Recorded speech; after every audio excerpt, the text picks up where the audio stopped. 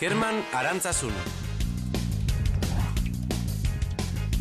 Egunon, Kerman! Hombre, Peio! Ze moduz?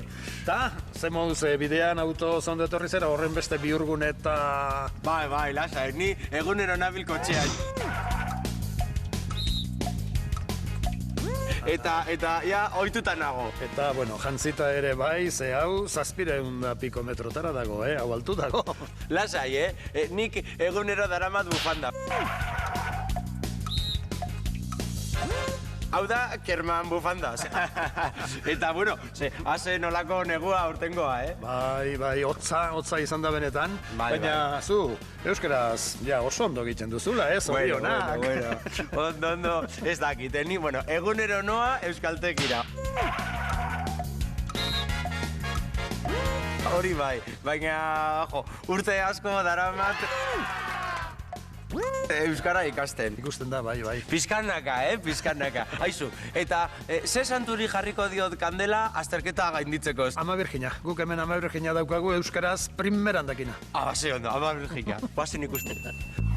Ez da gauza bera, etortzen naiz eta nator esatea. Egunero egiten ditugun ekintzetan oroar ez ditugu adizki trinkoak erabiliko. Hala, egunero autoz etortzen naiz, esango dugu. Baina orain etxetik nator. Horren bestez, egunero nator autoz esatea ez da zuzena izango. Aizu, Peio, beste egunean esan zidaten... geltoki meteorologikoa daukazula.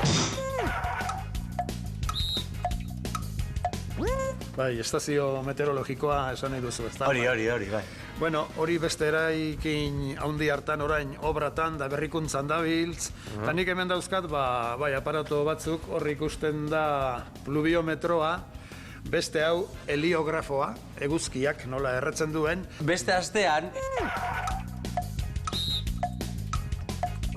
izan nintzen liburutegian eta konturatu nintzen liburu bat kaleratu duzula, Hau, ez da. Bai. Bai, eguraldia beti airean. Eguraldia beti dago hor. Eta iragarri egin behar da batetik, eta bestetik guk uste baino gertuago dago. Airean dago da. Aizu, eta zuk uste duzu beste urtean... baino elur gehiago bota duela aurten? Mendian gutxiago, eta aldiz kostan eta beko herrietan gehiago. Eske, aurreko egunean, hase ginen, oporrak prestatzen, eta ez dakigu nora joan eguzki hartzera. Bueno, behar bada, Arantzazura etorriko gara, horrela, mintza praktika egiteko. Hori, gaina. Aber, iraian gainditzen dugura azterketa. Kontuz, beste egunean, beste astean eta beste urtean bezalako esapideekin.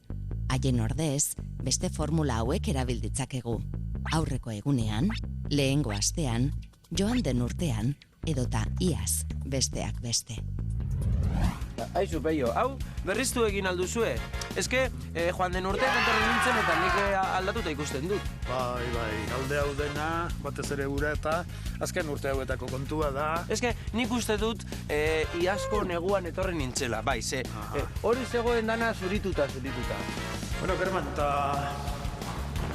noiz duzu azterketa hori? Bai, ekainaren 19an, daukat hemen buruan, bueno, baina joan den hilean ere azterketa izan nuen, eta ez nuen gainditu. Kantelatxo honekin, ziur, ja gaindituko dituzula.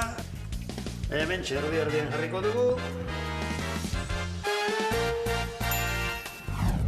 Aditzaren aspektuarekin nahastuta ibili da gaur Kerman Arantzazun. Gogoratu, ez dela gauza bera, joaten naiz eta noa esatea. Kontuz ez nahastu.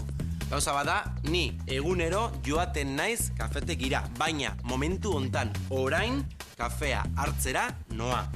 Bestalde, pasatutako egunak edo hilak ez dira beste egunak edo beste hilak. Horretarako euskaraz, baditugu hainbat forma, adibidez, aurreko egunean, edo joan den astean, edo lehengo hilean, edo iaz. Beraz, beste egunean, eta horrelako formak, saiatu saiesten.